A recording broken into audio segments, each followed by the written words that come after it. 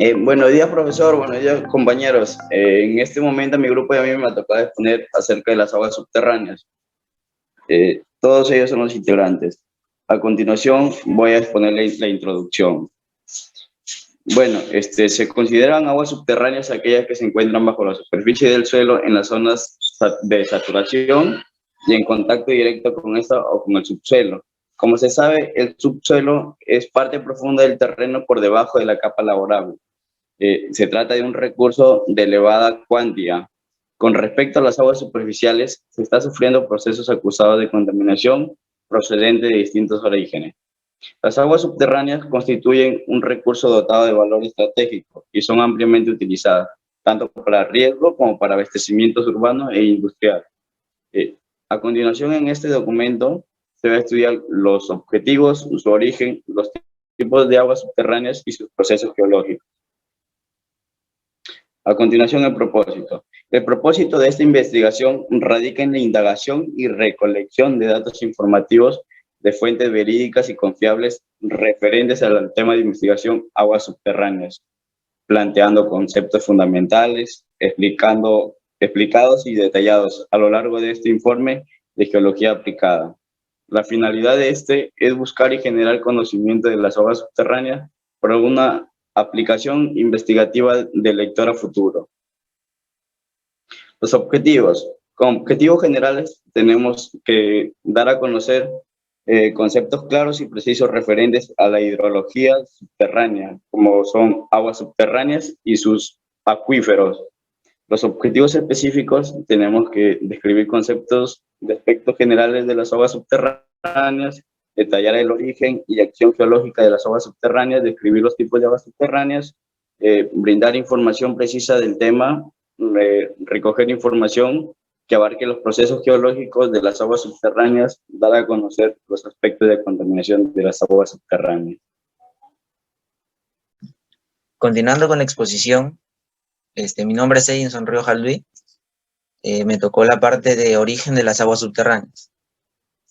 Las aguas subterráneas provienen de la infiltración directa, de las precipitaciones directas de los ríos, lagos o mares. Ello se da mediante la infiltración que pasa por la filtración, luego van a los acuíferos, donde en los acuíferos se almacena el agua, luego pasan a un manantial donde el manantial escurre el agua hacia los mares.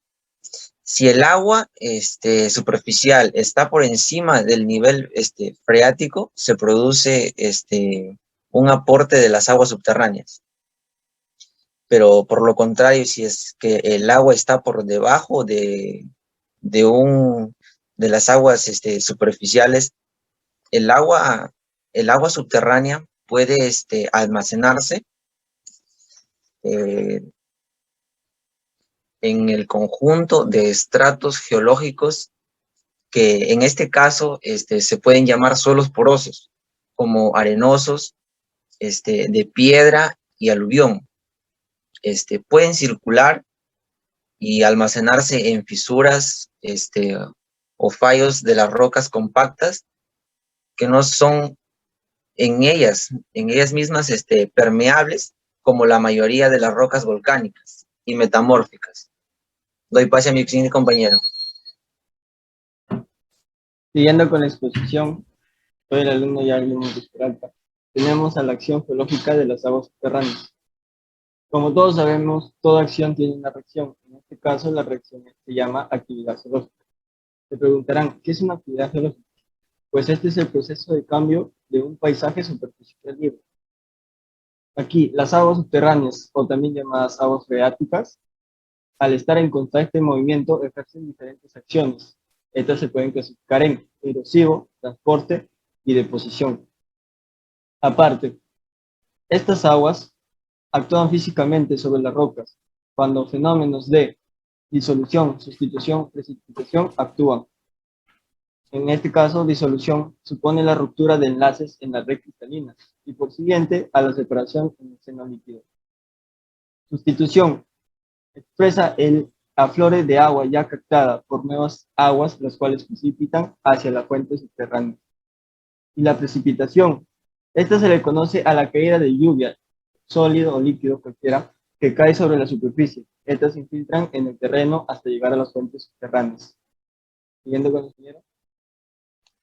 Siguiendo con la exposición, hablaremos un poco sobre los procesos geológicos de las aguas subterráneas. Soy el alumno Wilson Rodríguez Mejía. Dentro de los procesos geológicos de las aguas subterráneas encontramos el proceso erosivo, donde nos dice que el principal proceso erosivo de las aguas subterráneas es la disolución, proceso que consiste en el ataque químico de las rocas calizas superficiales mediante el ácido carbónico que actúa sobre el carbonato de calcio de las calizas, transformándolo en bicarbonato. También tenemos los rasgos geomorfológicos producidos por la acción de las aguas subterráneas. Dentro de ellas tenemos al modelado kárstico, que consiste en la disolución de relieve de calizas. En ella encontramos lo que son los lenares o lapias, las dolinas, pozos de infiltración, cavernas, grutas o cuevas.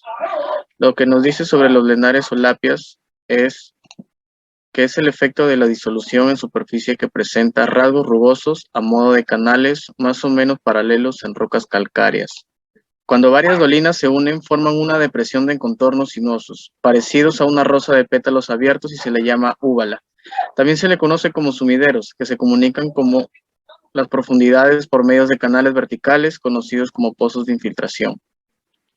Las cavernas. Lo que podemos decir de las cavernas es de que son grandes oquedades que siguen zonas de fracturas y planos de estratificación de rocas calcáreas, donde son más fácilmente atacadas y finalmente disueltas. Muchas grandes cavernas son horizontales y a veces inclinadas, surgiendo que el control está guiado por la posición de la mesa. Dentro de las cavernas a veces se presentan puentes naturales. La mayoría de las cavernas se forman en el nivel freático o inmediatamente debajo de él en la zona de saturación.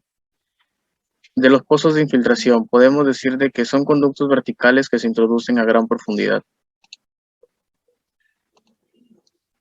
Dentro de los procesos geológicos de las aguas subterráneas encontramos el proceso de transporte. Las aguas subterráneas transportan los materiales mediante solución en forma de sustancias solubles, y nos dicen también que principalmente en forma de iones. El proceso de deposición. Todas las sustancias que son transportadas en forma de solución pueden estar sujetas a cambios de temperaturas, evaporación, pérdida de dióxido de carbono, etc., los cuales tienden a causar deposición a algunas sustancias disueltas en depósitos de manantiales y depósitos de cavernas. En los depósitos de manantiales, las aguas subterráneas al emerger encuentran condiciones fisioquímicas diferentes. El carbonato de calcio depositado alrededor de su conducto es llamado travertino. En los depósitos de cavernas, nos dice que algunos depósitos se han formado cuando el depósito estaba lleno de agua, otros cuando dicha agua fue drenada. También nos dice de que la que se origina del techo de la caverna hacia abajo es llamada estalactita. Mi nombre es Robert Enrique Montenegro y continuaré con la exposición de esta manera. Viendo en sí, tenemos tres tipos de aguas subterráneas que vendrían a ser las aguas de infiltración, también conocidas como meteóricas, las aguas fósiles, también conocidas como congénitas, y las aguas juveniles, también conocidas como magmáticas o vírgenes. En el primer punto tenemos las aguas de infiltración, que son las meteóricas, que son originadas desde las precipitaciones de las paleaguas, que se encuentran en las aguas subterráneas más profundas de las áreas en donde tienen una recarga lenta, teniendo una mayor predisposición y predominancia en los lugares áridos. En sí se guardan registros que sirven como evidencia en donde apunta que los lugares o centros de acumulación más grandes de aguas meteóricas están en las zonas glaciares, en donde cuando se le realiza una prueba de carbono 14 resalta que tienen un origen de hace muchísimos años atrás. Estas provienen del vapor de las aguas de la atmósfera que se precipitan como lluvia, neblina, nieve, heladas, granizo y entre otras formas más.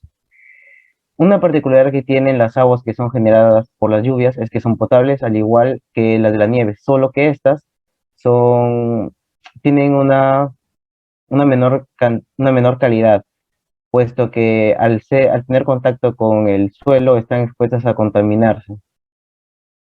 Estas aguas, al entrar a la atmósfera, no sufren alteraciones, porque al momento de entrar, las cantidades que reconectan de anhídrido, carbónico, nitrógeno, oxígeno o algún otro posible contenedor de bacterias es casi nulo. Las aguas meteóricas sufren un fraccionamiento triple al precipitarse encima del suelo, en donde la primera parte regresa a la atmósfera a través de la evaporación, la segunda se escurre a través de la superficie terrestre y la última parte se infiltra generando algunos depósitos en zonas subterráneas.